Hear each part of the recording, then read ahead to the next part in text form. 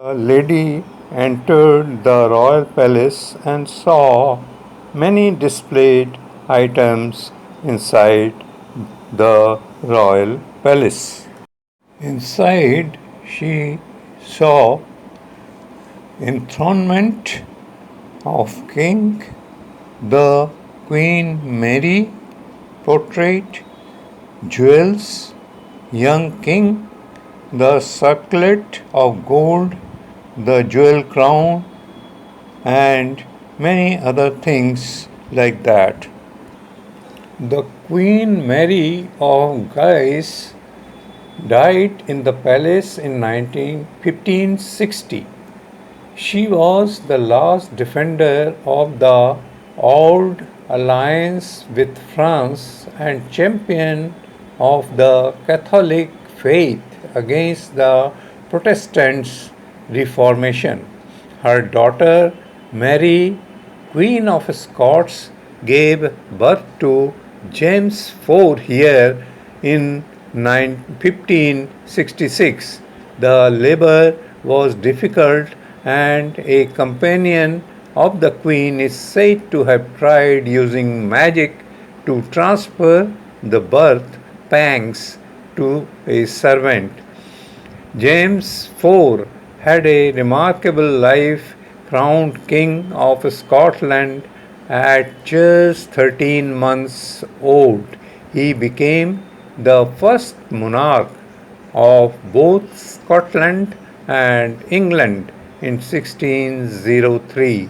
His birth chamber is highlight for many castle visitors today.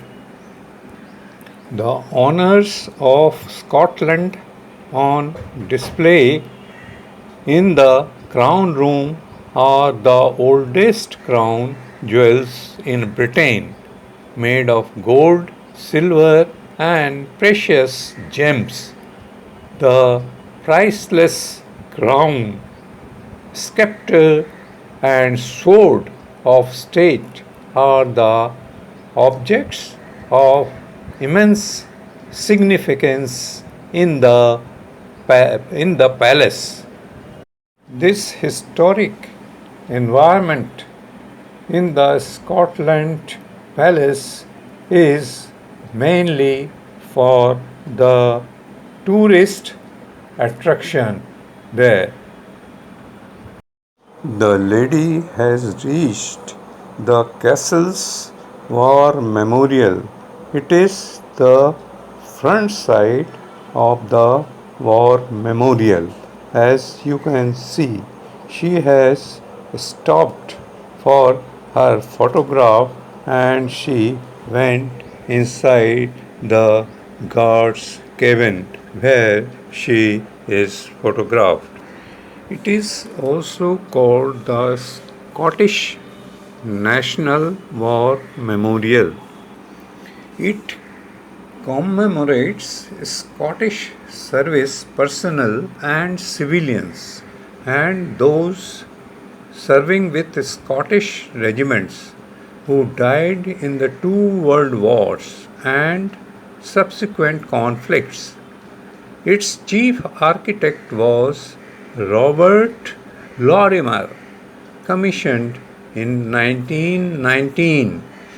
The lady went to the Great Hall situated on the south side of the Crown Square. Then inside she saw decorated rooms with many beautiful chandeliers, many spears and swords kept systematically and placed geometrically to decorate the room. The Great Hall is the main room of Royal Palace, nobleman's castle, or a large manor house in the Middle Ages, and in the country houses of 16th and early 17th centuries. The Great Hall served as the backdrop for official activities such as receiving foreign princes and ambassadors, bestowing fiefdom or when the king was presiding over his court.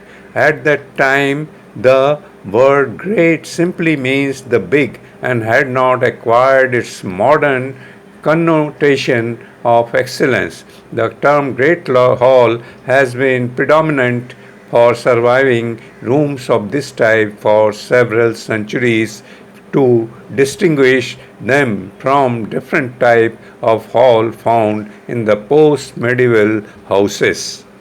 Hall has the dais where high table was situated and families' rooms beyond that dais. Also kitchen, pantry,